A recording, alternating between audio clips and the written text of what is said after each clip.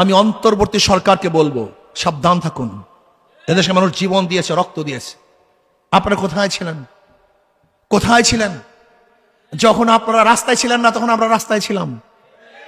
যখন আপনারা আনন্দ করতেছিলেন তখন আমরা রক্ত ঝরাইতেছিলাম।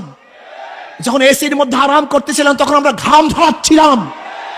যখন আপনারা আনন্দের মধ্যে উল্লাসের মধ্যে ছিলেন তখন আমরা বুলেটের সামনে বুট পিকে দিয়েছিলাম।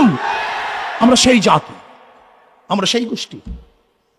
স্মরণ করিয়ে দিতে চাই, যদি রক্ত নিয়ে কেউ সিনেমা না খেলতে চান, জীবন নিয়ে কেউ খেলতে চান, বাংলাদেশের মানুষ আগে কাউকে রক্ষা করে নাই, কাউর সামনে মাথা নত করে নাই।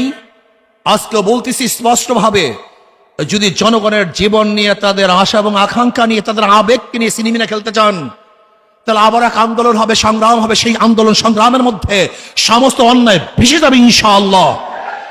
সে সময় আসতেছে। ভেবেছিলাম ৭১ আমরা বৈষম্য বিরোধী আন্দোলন করে বৈষম্য দূর করতে পেরেছি, কিন্তু আমরা কি দেখলাম? না, আজকে ২০২৪ পর্যন্ত আবারও ২০২৪-এ বৈষম্য বিরোধী আন্দোলন করে বৈষম্য দূর করার জন্য মানুষ রক্ত দিয়েছে, জীবন দিয়েছে। ভেবেছিলাম এইবার বৈষম্য থাকবে না, এবার রক্ত দিয়েছি, তাজা রক্ত, তাজা জীবন বিলিয়ে দিয়েছে, এবার বৈষম্য থাকবে না। কিন্তু আমরা কি দেখছি?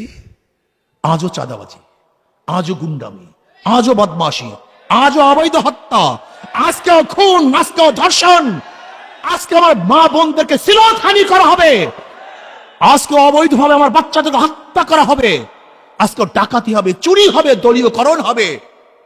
এর জন্য আন্দোলন করি নেই, এর জন্য সংগ্রাম করি নেই, এর জন্য রাজপথে জীবনের মায়া ত্যাগ করে নামি নেই। আজকে দেখেছেন একটা দল, তারা কি করছে? তারা আবার আওয়ামী লীগের ব্যাপারে এনো তেন অমুক তমুক কত এ নিয়ে বিনিয়ে কত কথা বলতে চায়। স্পষ্ট করুন কথাবার্তা। ইসলামকে প্রতিপক্ষ বানাতে চান না কেন? আওয়ামী লীগকে প্রতিপক্ষ বানাতে চান, ইসলামকে প্রতিপক্ষ বানাতে চান না কেন? সিন্ডিকেট, 5 বছর তুমি খাবা, 5 বছর আমি খাবো। 5 বছর তুমি চাঁদা করবো আর 5 বছর আমি চাঁদা করবো। 5 বছর তুমি লুট করবো, 5 বছর আমি লুট করবো। হবে না, হতে দেওয়া হবে না ইনশাআল্লাহ, হবে না। মানুষ জাগ্রত হয়েছে, মানুষ সচেতন হয়েছে, মানুষ আর গোলামীর জিন্দেগি করতে চায় না, গোলামীর জিঞ্জির আর আবদ্ধ থাকতে চায় না। মানুষ স্বাধীনতা লাভ করতে চায়।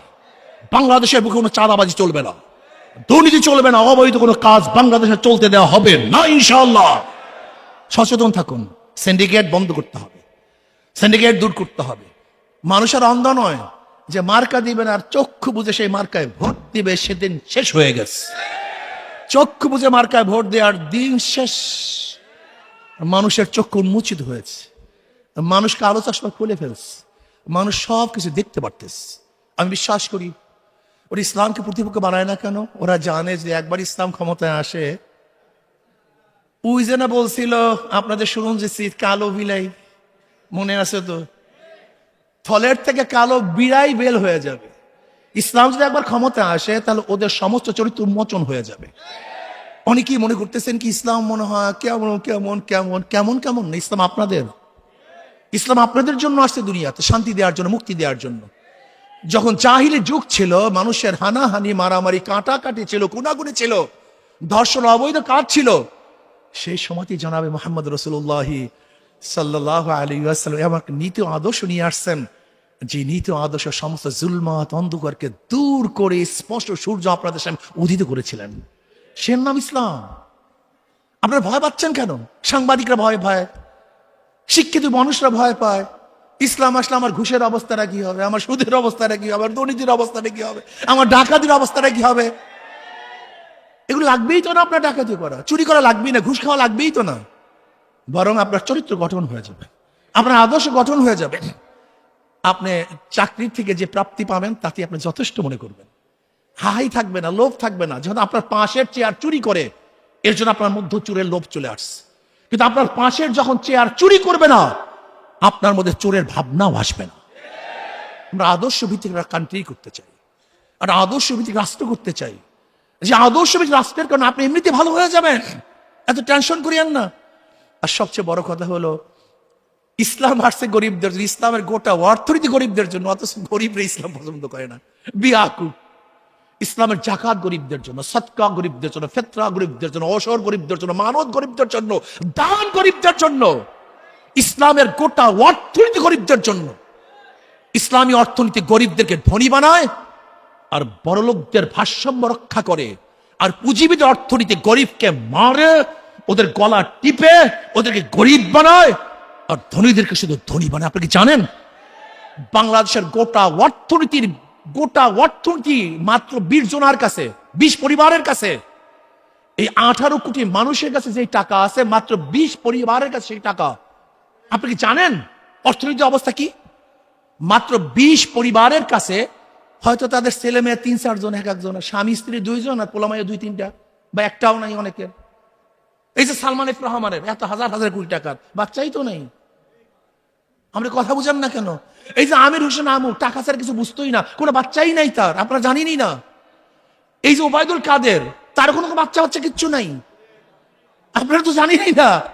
এরা শুধু টাকা খাবে, কিন্তু কে খাবে তাও জানে না, এত লোভী হয়ে গেছে এরা। আজান হইতেছে, আপনার কানের মধ্যে আজান ঢুকছে, আজান হয় নাই। যাই হোক, আল্লাহ আমাদের সবাইকে ইসলাম অনুযায়ী কাজ করার তৌফিক দান করেন, ঐক্যবদ্ধ ইসলাম হুকুমত কায়েম করার চেষ্টা করার তৌফিক দান করেন। তবে শেষ কথা হলো, ইসলামী আন্দোলন বাংলাদেশ কথায় কাজে মিল আছে। যেমন আমাদের মার্ক হলে হাত পাখা, কারেন্ট ফেল করে, হাত পাকা ফেল করে না। যারা নৌকা নিয়ে নির্বাচন করে হলো গরিবদের প্রতি, কিন্তু ওরা নৌকার প্রতি সেবক না, ওরা গরিবদের সেবা করে না। যারা ধানের শীষী নির্বাচন করে ওরা গরিবের প্রতি, কিন্তু নিজেরা ধান কাটতে পারে না। যারা নাঙ্গল নির্বাচন করে নিজেরা নাঙ্গল বইতে পারে না। যারা গরুর চাকা নিয়ে নির্বাচন করে নিজের গরুর গাড়ি চালাতে পারে। কিন্তু ইসলামী আন্দোলন বাংলাদেশের এমন এক প্রতীক, যে প্রতীকের নাম হাত পাখা। কি পাখা ভাই? যে নির্বাচন করে সেও ঘুরাতে পারে, যারা করে তারাও ঘুরাতে পারে, কথা ঠিক না? কোন মার্কাই মানুষ বুকি নিয়ে ঘুমায় না, কিন্তু ইসলামী আন্দোলন বাংলাদেশের হাত পাকা মার্কা, প্রত্যেকে বুকে নিয়ে ঘুমায়। এটা মুসলমানও চালাতে পারে, হিন্দুরা চালাতে পারে, পুরুষরাও চালাতে পারে, মহিলারাও চালাতে পারে, বড়রাও চালাতে পারে, ছোটরাও চালাতে পারে। এটা সবার প্রতীক। ইসলামী আন্দোলন বাংলাদেশের যেরকম শুরুতে ইসলাম মানে শান্তি, তাদের হাত পাখার মধ্যে শান্তি। কাজে আল্লাহ আমাদের সবাইকে ইসলাম অনুযায়ী জীবন গড়ার তৌফিক দান করেন। আল্লাহুম্মা আমিন।